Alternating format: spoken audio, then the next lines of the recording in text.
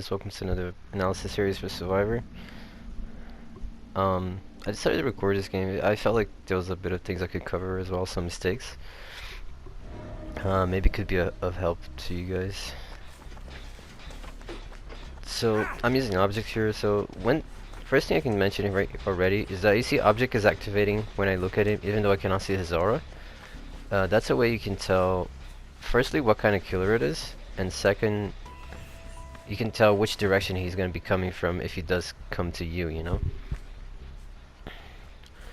So in this case, because it activated but I didn't see his aura, it tells me already that it's either a Myers, a Ghostface, maybe a Wraith, you know? Someone that has this undetectable stealth ability. Or maybe a Pig that's crouch as well could be an option.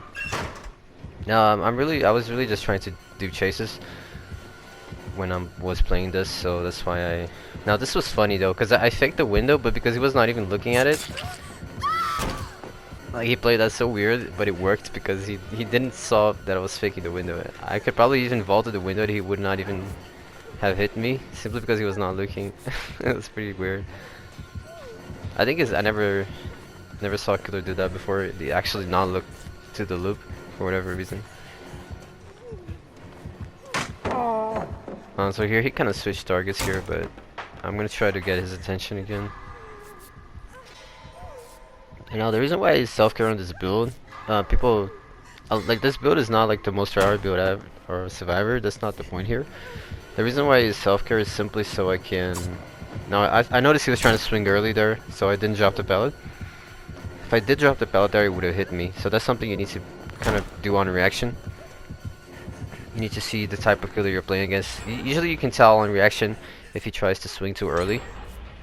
And if you have enough distance, you simply do not drop the pallet and you won't get hit. Because if you do drop the pallet, when he swings early like that, it will hit you. Because dropping the pallet stops you, you know, it starts the animation, so you're going to be standing in place instead of creating more distance by walking forward. So it's going to make it so it hits you. But if you don't drop it, then yeah. Now, I can tell he's tier 3. So I'm already expecting him to vault that window.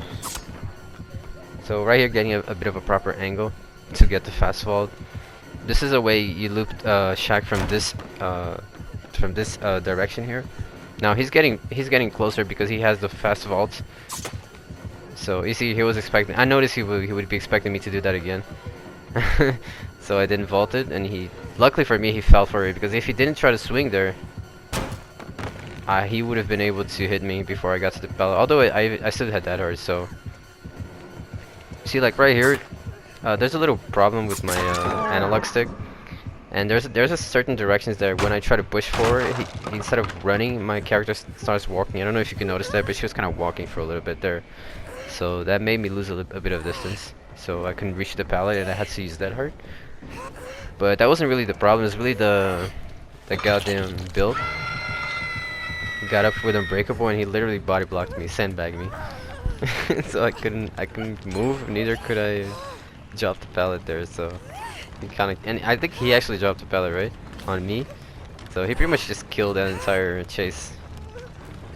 And my analog helped me as well. My analog stick.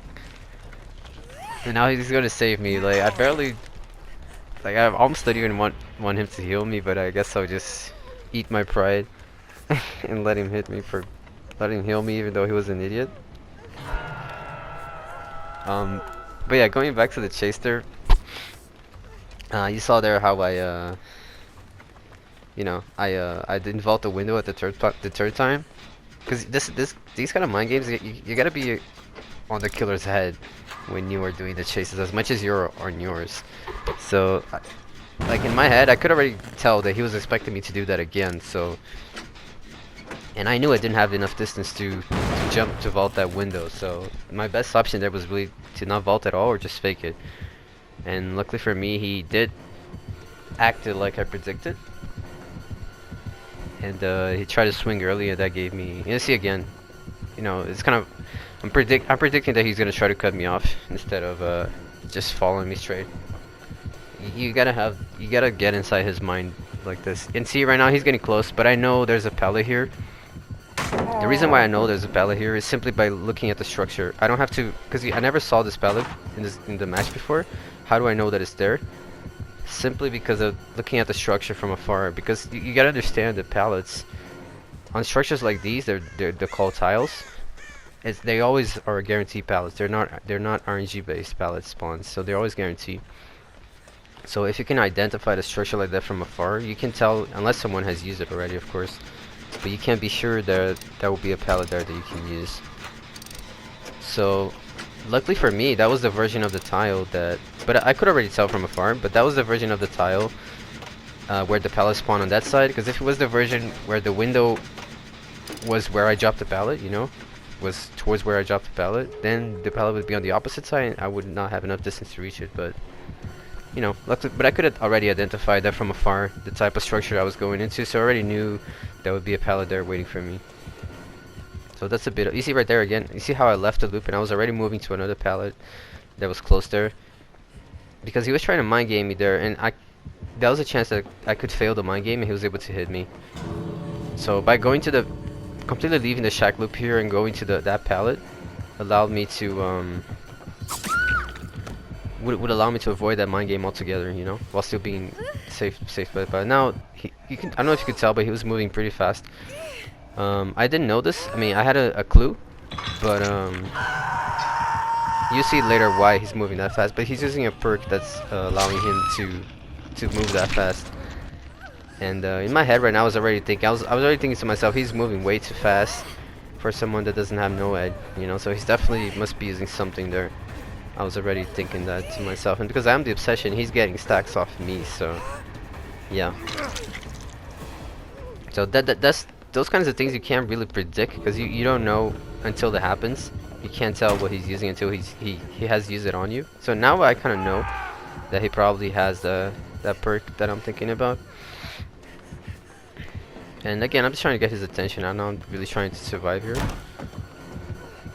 So usually the tier 3 Myers is kind of like a player that has Bamboozled. They usually always vault the window. So here I'm kind of dead anyway, because you know there's not much I can do here because the window's blocked. So, and I cannot reach another pallet in time. Best thing I could have done here is really just not looped on shack, or at least the first time I vaulted the window, I should have gone to the pallet that's directly behind me at this moment right now on the screen. The pallet that I did went to earlier. That I went to earlier when he left the chase. That was my safest bet here, especially considering, you know, he has that perk. So I don't have a breakable or anything. Oh, and I was talking a little earlier why he's self-care in my builds is really just because I have object of ascension because I want to be chased, but most of the time the killers will just ignore me, unlike this guy is doing. Most of the time they will just ignore me because I have object, and they will never chase me at all, or they will avoid as much as they can chasing me. Especially if they actually try to chase me and they see that I'm good on the chases, they would just ignore me completely. So the reason why I have self-care is because if they ignore me, but I can still help my teammates even though they're ignoring me. Because I don't want to do gens, you know. I just want to do I just want to interact with the killer somehow. So, and what I mean by helping my teammates is that I can block while he's chasing my teammates. I can do body blocks, so he cannot down my teammates. Essentially, get protection hits. And not only does that build for my We're Gonna Live Forever stacks, but it also, you know, gives me altruism points and everything as well. But I'm gonna be injured for doing that, so that's why I have self-care, so I can heal myself and do the same thing over and over again, instead of being injured and, you know, only being able to do that once, take the protection hits. So that's really the reason why I use self-care. But however, self-care is still a very good perk, and it can very much be part of your main build because it's very good against stealth killers, especially like a Myers like this. He has no terror radius. If you're always injured, he can easily surprise you on the gen or something and get a free hit on you. But if you have self-care, you can be sure that you're healed when you're putting yourself in those dangerous situations, and he won't be able to get a free hit on you and down you. So it's very powerful in that way as well. A good example of this is if you're playing a Mirror Myers. Just think about the difference it makes if you have self-care or not. You know, you never know when the Mirror Myers is coming, but if you have self-care, at least you can be sure that you're healed, so he won't be able to down you immediately when he does come, you know. So there's definitely a power in having self-care.